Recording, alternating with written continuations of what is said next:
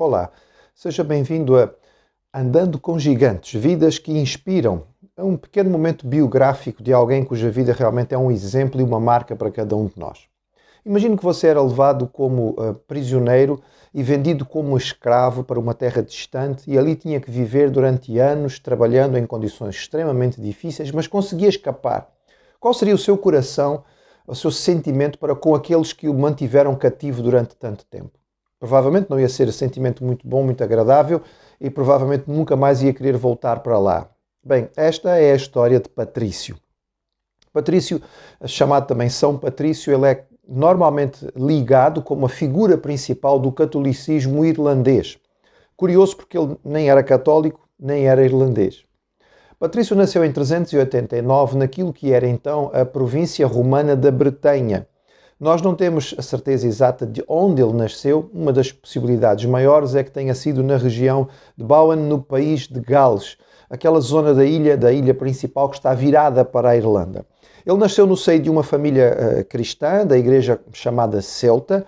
Havia uma tradição de serviço à igreja. O seu pai, Calpurnio, era diácono e o seu avô Potitus tinha sido sacerdote. Com 16 anos, portanto em plena adolescência, ele foi capturado por piratas irlandeses e levado para a Irlanda. Ele foi vendido a um fazendeiro na região de Slemish e ele então esteve ali a tomar conta de animais, sobretudo porcos, vivendo essencialmente junto à natureza e em condições muito difíceis. Apesar de ter nascido num lar cristão, é só nesta ocasião que Patrício tem uma verdadeira experiência com Deus. Ele desenvolve então, neste seu isolamento, uma vida de oração muito profunda e aprende a perceber a direção de Deus através da colocação muito clara de uma grande convicção do Espírito Santo no seu coração, que passou a ser, digamos, uma norma ou uma forma dele guiar a sua vida. Foi assim que ele acabou por fugir. Ele teve uma convicção muito grande da parte do Espírito Santo que lhe dizia que o navio que o ia ajudar a fugir estava preparado. Ele andou muitas milhas até finalmente conseguir à costa e realmente achou um navio que estava pronto, que podia ajudá-lo a fugir. Fugindo e voltando, digamos, à convivência do seu mundo, da sua civilização, ele resolveu dedicar-se à igreja de forma absoluta. E acabou por ir parar à França, onde digamos, o cristianismo era mais forte, e na abadia de Lérien, onde ele foi consagrado ao sacerdócio por São Germano. Aí ele teve a sua visão macedónica, ou seja, ele viu um jovem que se identificou como Victórico, que era da Irlanda, vinha vestido com trajes irlandeses que Patrício conhecia bem, e que lhe dizia de forma muito clara: por favor, jovem santo, venha e ande entre nós novamente. Patrício compreendeu que ele devia então voltar à Irlanda, agora como missionário. Ele foi estudar em Auxerre, na Gália.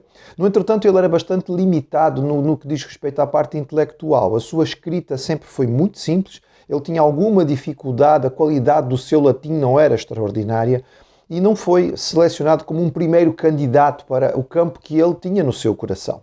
Então deve ter sido difícil para ele assistir ao seu colega Paládio, muito mais capaz e desenvolvido do que ele, ser enviado para a Irlanda e ele não. A verdade é que Paládio não tinha uma saúde muito boa, logo chegou à Irlanda adoeceu e passado menos de um ano estava morto. E então abriu-se as portas para que Patrício pudesse ser enviado. Então finalmente, com 40 anos de idade, no ano 432, ele é enviado para a Irlanda. O desafio que ele tinha diante dele era enorme. A Irlanda era essencialmente dividida em muitos pedacinhos, com vários reis localizados, muitas vezes em guerra uns com os outros, e era uma ilha essencialmente pagã, que seguia a religião celta dirigida pelos druidas. Os druidas eram os sacerdotes e, simultaneamente, os conselheiros dos reis, eram também aqueles que dominavam a vida social e davam a todas as orientações, faziam todas as cerimónias com muitos sacrifícios diferentes, com augúrios e predição do futuro, incluindo também sacrifícios humanos. O desafio e o confronto espiritual para com esta situação foi um desafio enorme para Patrício. Ele desenvolveu algumas áreas particulares de ministério. Por uma delas era chamado o confronto de poder, ou seja, ele desafiava o poder, teoricamente, que existia nos deuses da religião celta. Então, por exemplo, ele cortava árvores que eram consideradas sagradas e ficava ali. Se vocês dizem que esta árvore pertence aos deuses, ela é sagrada, então os deuses que a defendam. Ou então ele podia eventualmente profanar, digamos, na visão celta e dos druidas, aquilo que era uma fonte de água, considerada muito importante para o seu culto e a sua celebração pagã, sendo que nunca nada lhe acontecesse. Iam ficando a perceber, afinal de contas, este indivíduo, o Deus dele tem mais poder. Da mesma forma, ele orava pedindo a Deus chuva ou não, pedindo a Deus cura, e desta forma o poder de Deus ia se sobrepondo ao poder que os druidas podiam eventualmente exercer por parte do inimigo. Segunda coisa é que ele compreendeu a importância dos líderes e foi assim que ele se aproximou sempre dos reis e dos governantes da terra, percebendo que ganhar um destes para Cristo poderia ser fundamental para levar o resto, não é, das pessoas a se converter.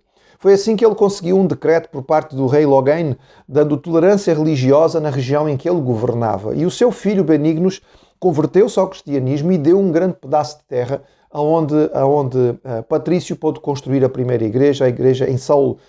O seu método era este método, era um método de proximidade, mas também era um método um pouco diferente do habitual.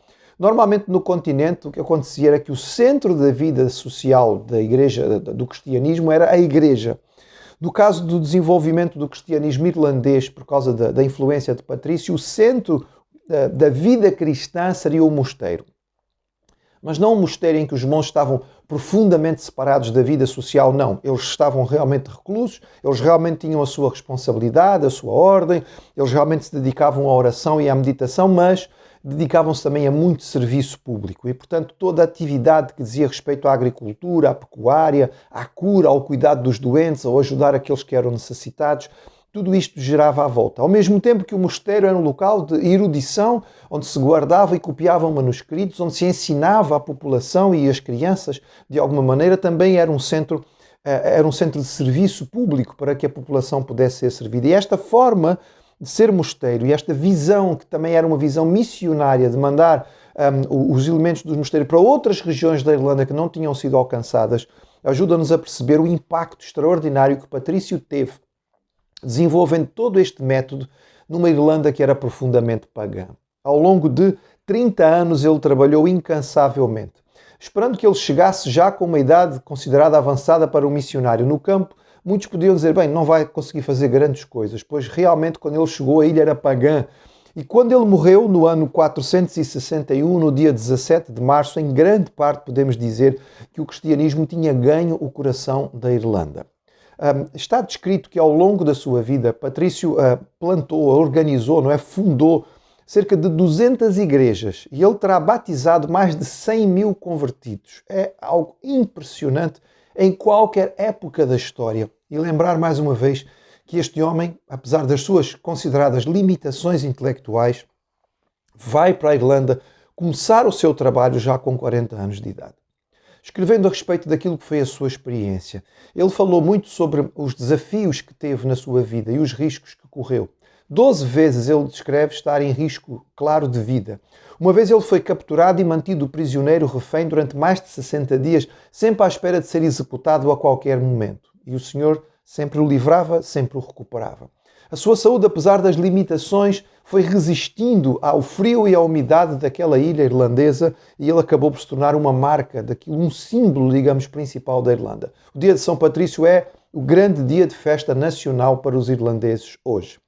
Quando falava a respeito daquilo que tinha sido as suas conquistas ou o seu trabalho, aquilo que tinha sido realizado, Patrício concluía dizendo: foi tudo dom de Deus. Foi a misericórdia de Deus que permitiu que isto fosse feito. Foi a sua capacitação que fez com que isto acontecesse. De forma nenhuma fui eu ou a minha força. Olhando para a época em que Patrício viveu, o início da sua experiência com os irlandeses, a paixão que o levou a voltar a este campo missionário, ultrapassando obstáculos para ali chegar.